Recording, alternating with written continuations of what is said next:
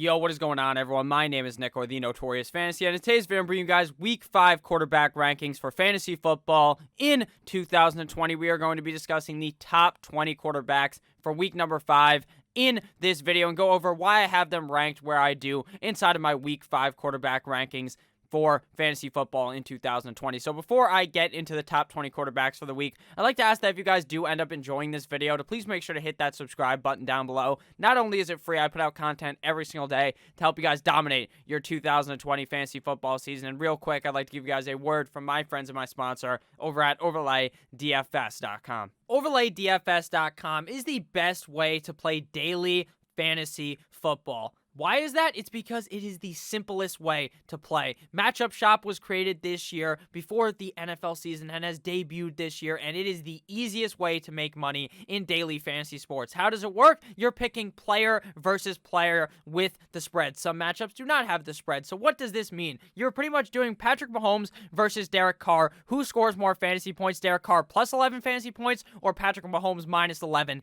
It is that simple to figure out. You do research all week long to figure out which fantasy players you want to start and sit. So why not play the most simple start-sit game here on OverlayDFS.com? Link down below in the description. Now we can get right into it. Week 5 quarterback rankings. We begin here with quarterbacks 1 through 10. At number 1 for the week, I got Russell Wilson going up against the Minnesota Vikings in prime time on Sunday Night Football. Russell Wilson has been balling out of control weeks 1 through 4 of the season. This guy's looking like the MVP of the NFL right now and of fantasy football. For the quarterback position, at least, this guy has been balling out of control on a weekly basis, now going up against the Minnesota Vikings, which is not the greatest defense on earth and is a defense that Russell Wilson should be able to easily read like a children's book and dissect like a fucking high school frog.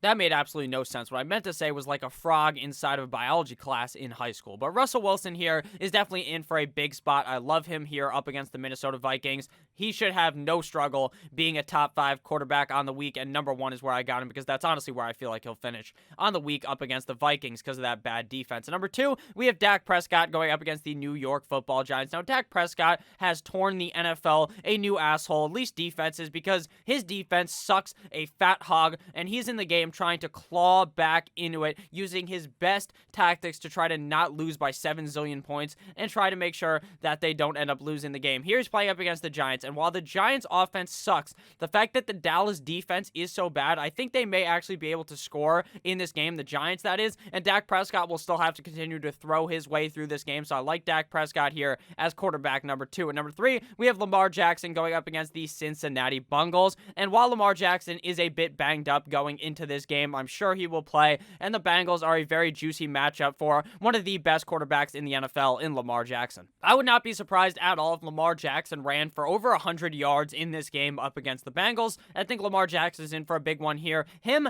Dak, and Russell Wilson have the highest chances, in my opinion, these top 3 guys, as being the number 1 guy on the week. At number 4, we have Patty Mahomes going up against the Las Vegas Raiders at home in Arrowhead. I like Patrick Mahomes in this game. I like Mahomes every single week. He's always ranked inside of the top 5. He has so many weapons. He has so many big play guys on that team. And going up against the Raiders, this one could be a bit of a higher scoring matchup. I think it actually won't be. I honestly think that the Chiefs just smacked them up. But in that case, Patrick Mahomes will probably throw for 2+ touchdowns, potentially throw for over 300 yards, and maybe even throw for 5 fucking touchdowns because Patrick Mahomes on a weekly basis has that upside. So I love Pat Mahomes this week up against the Las Vegas Raiders. At number 5, we have Josh Allen going up against the Tennessee Titans. Now, I understand this is one of those weird as fuck matchups where it's not even on Thursday, it's not even on Sunday, it's not even on Monday, it's a Tuesday night game, but I don't give a damn. Josh Allen is the only guy rivaling right now, in my opinion, Russell Wilson to be the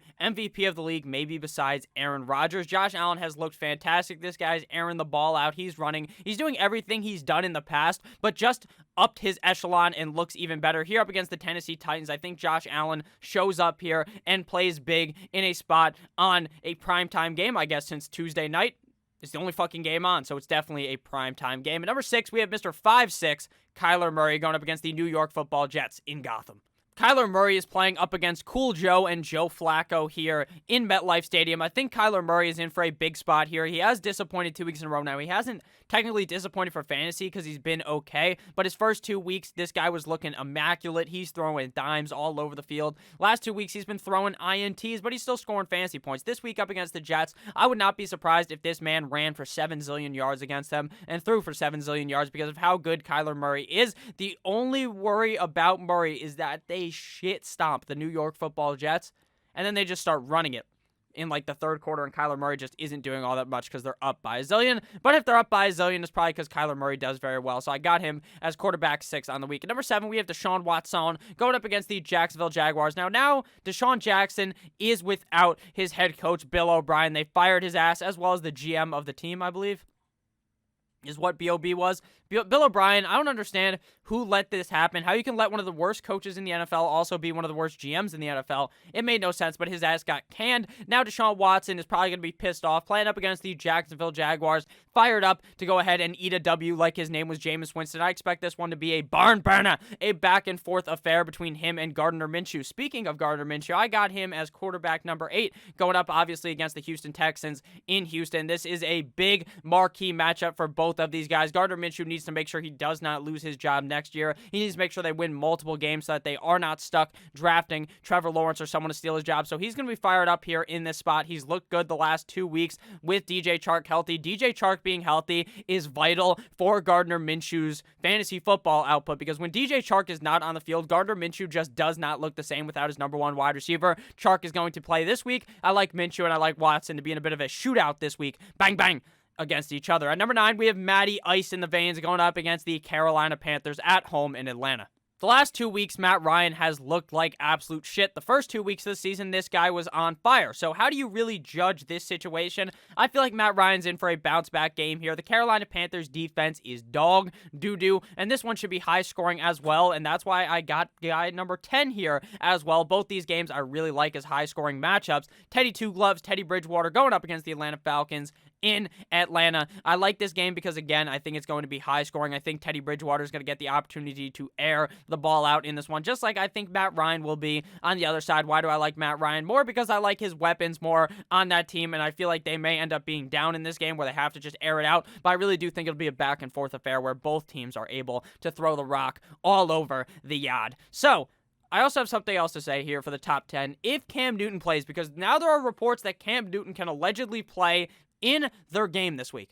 That right there shows you how truly confusing the rules are for the COVID season. It's just so confusing. How the fuck is he allowed back? I have no idea, but apparently he may be able to play if they clear him of corona like 2 times in a row or something. So he may actually be able to play. So keep that in mind. If they clear him tomorrow on Sunday, I don't even think they play on Sunday anymore, but if they say he's good to go, you can definitely put him in your lineup as a top 10 quarterback, because I don't really give a fuck if he hasn't practiced in like a week. He's Cam Newton on the Patriots. He'll be able to figure it out. Now on to quarterbacks 11 through 20. So if you guys have ended up enjoying thus far, please make sure to hit that subscribe button down below. Number 11, we have Jared the Goffinator going up against the Washington football team. Jared Goff has honestly looked really good in all of his games, except for the game he played up against the New York Giants where he looked atrocious. Now, the one problem with Jared Goff is he's kind of like Nick Foles in a way, where Jared Goff either looks like Patrick fucking Mahomes, looks like Aaron Rodgers, looks like the second coming of fantasy football, Jesus Christ. That's just what he looks like out there. He's throwing dimes, doing all these crazy things, right? Maybe not as good as like Patrick Mahomes or something, but